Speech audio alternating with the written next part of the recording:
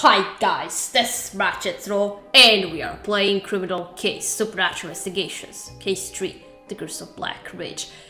And it's FBI open up on our doorstep. Yeah. Who are you guys and what are you doing in Black Ridge? We are just, well, who are you? Agent George Battison, FBI. And this is a federal crime scene. You two are coming with me.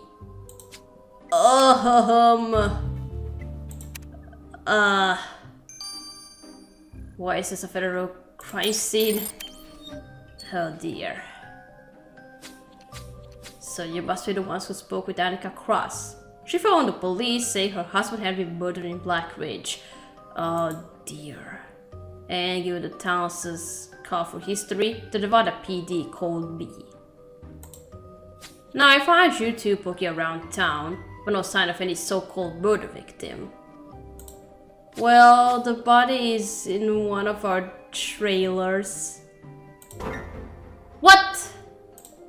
We're ghost town historians, and we found Mr. Cross dead. We thought we should get him inside.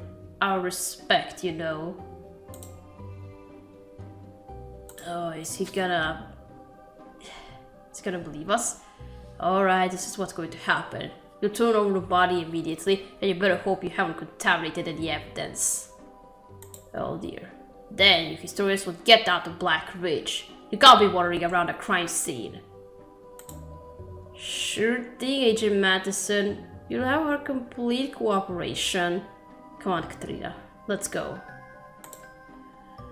Oh my gosh, what are we gonna do now? Look, Katrina, why is there an FBI agent banging on my trailer door? He's here because the victim's wife called the police after we spoke with her. It was only a matter of time before that happened, sir.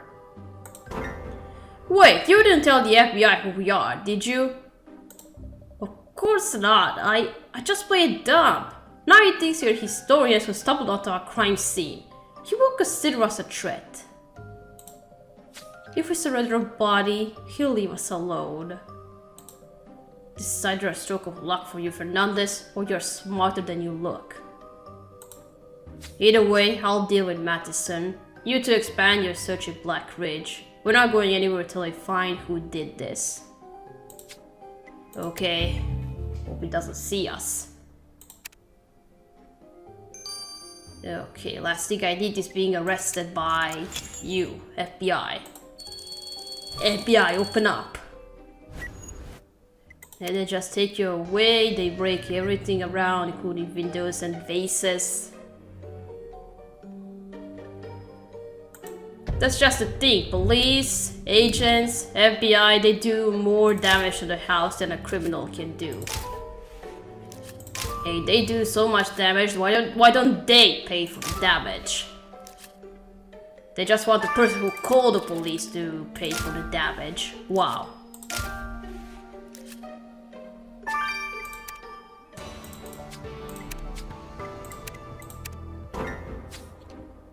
Look at all these skeletons, Katrina.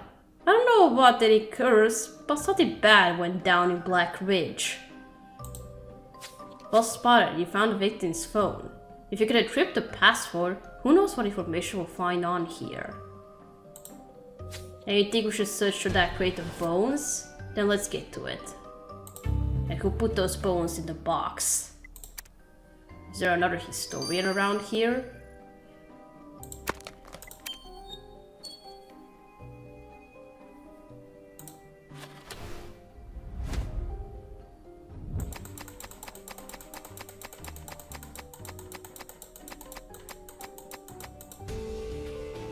Oh, what's this? And there's blood on it. Sifting through that crate of bones paid off, Katrina. There's a blood-stained medallion buried here. I don't know whether that raven engraving means anything, but if this blood belongs to the victim, this coin was discarded by the killer. Let's have Priya examine this medallion. Okay.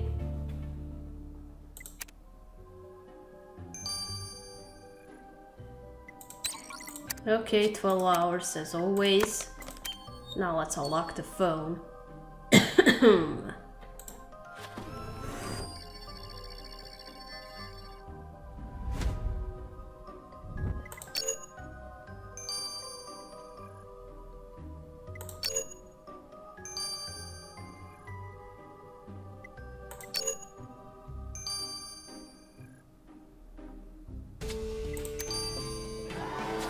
Awesome work unlocking the victim's phone, Katerina.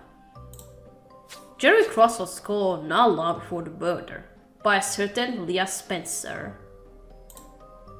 Here she is in his contacts. Leah Spencer is also a property developer just outside of Black Ridge. We need a cover story to speak with Miss Spencer, Katerina. We'll pretend we are buying a house. Okay. Are we gonna mention the murder?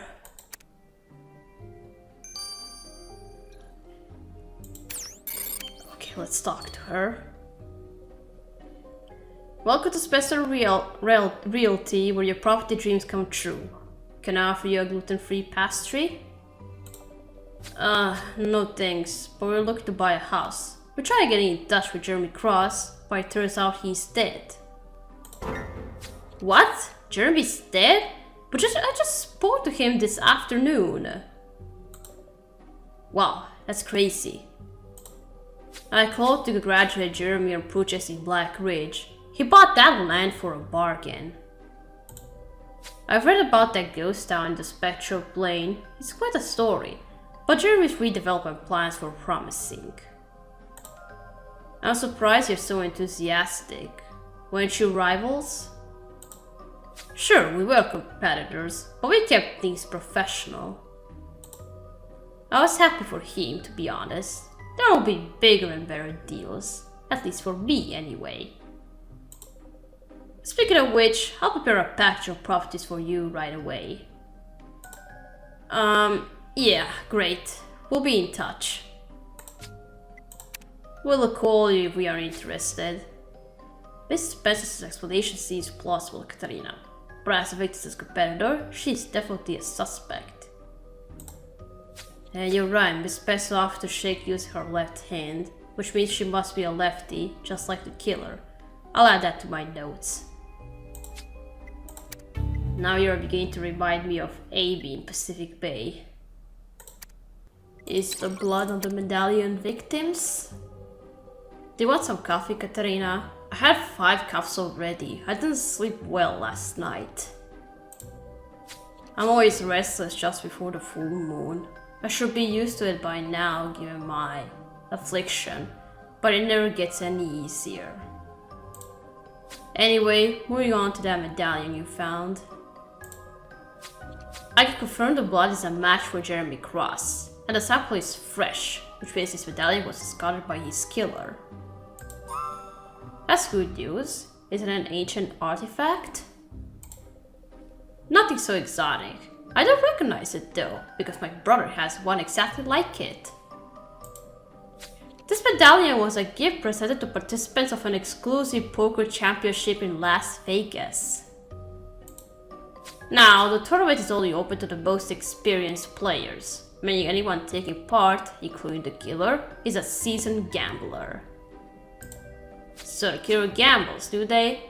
The odds of them getting away with murder aren't looking good. We're making progress, Katerina, but not enough to appease the chief. Let's take another look around the victim's office.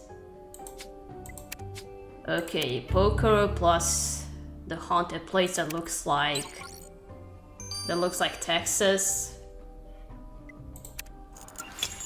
Well, it fits pretty well. A killer who gambles and is obsessed with ghosts and all supernatural stuff.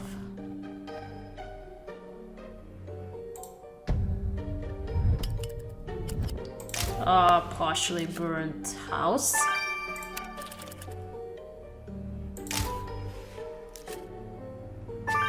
A device that looks like a UFO.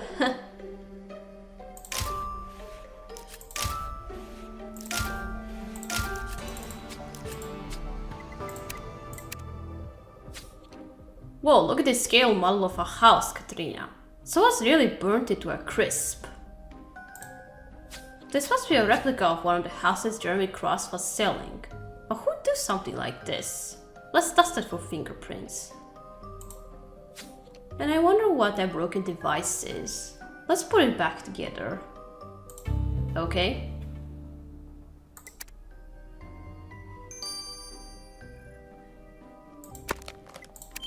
Okay, let's restore this.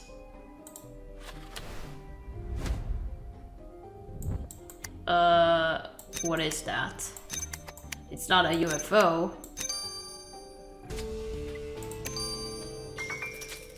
We put together that, whatever that digital device is, Katarina, but it's still not working. Let's see if Hope can do something with this device. Okay.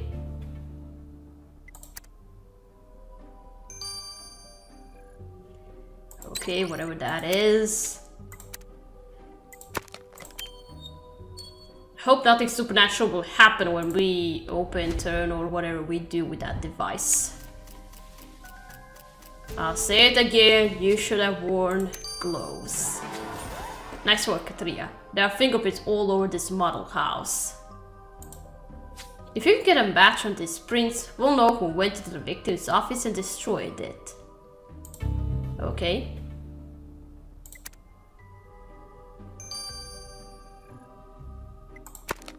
Okay, let's look at in our database. We ain't the police, but we still have a database of fingerprints.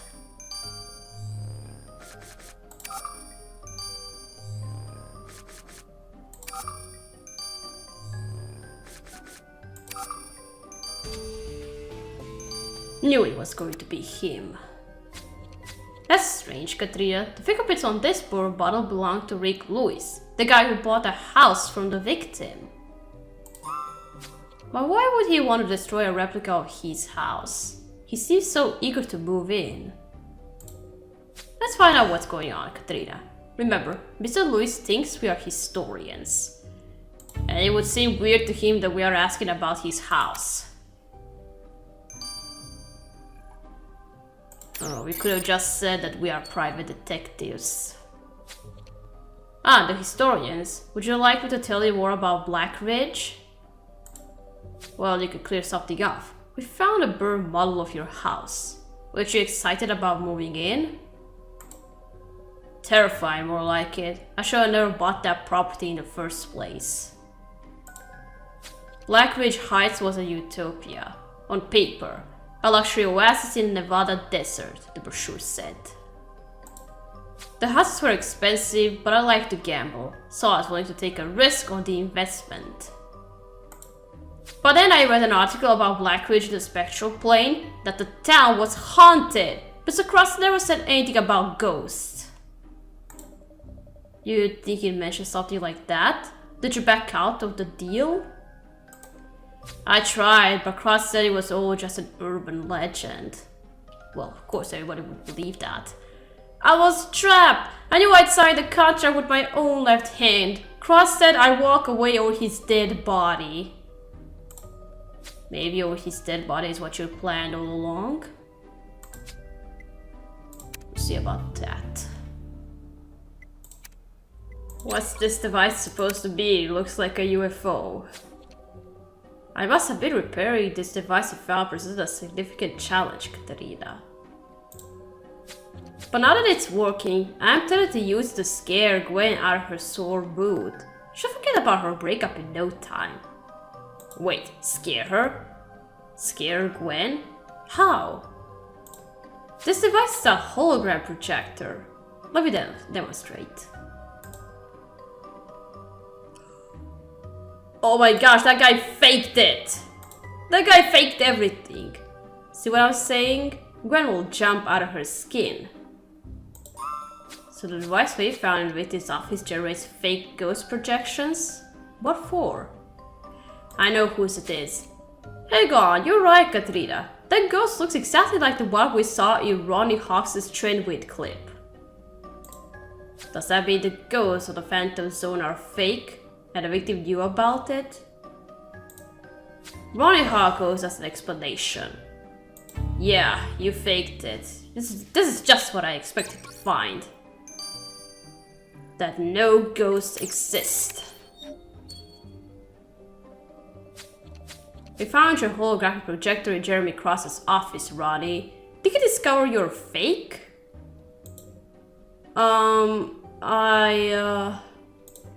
Alright, you got me. Sometimes the ghosts in my video clips aren't entirely real. Sometimes?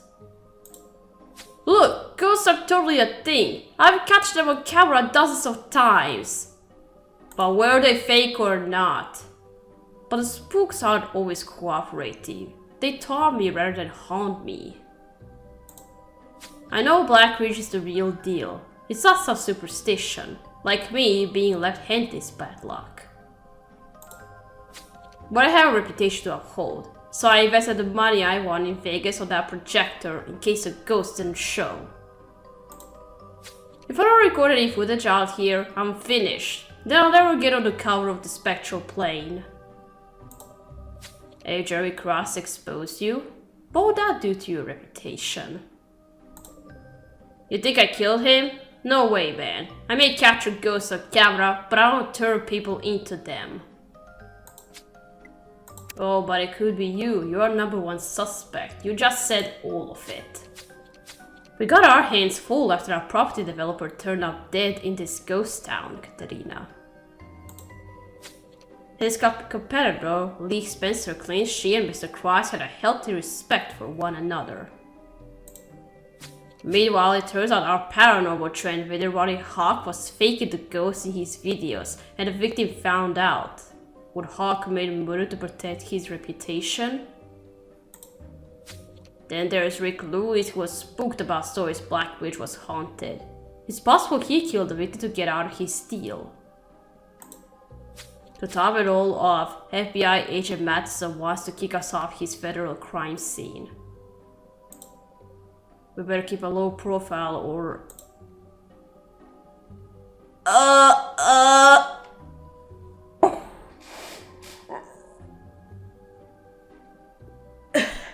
I'm not jump scared, but this is scary.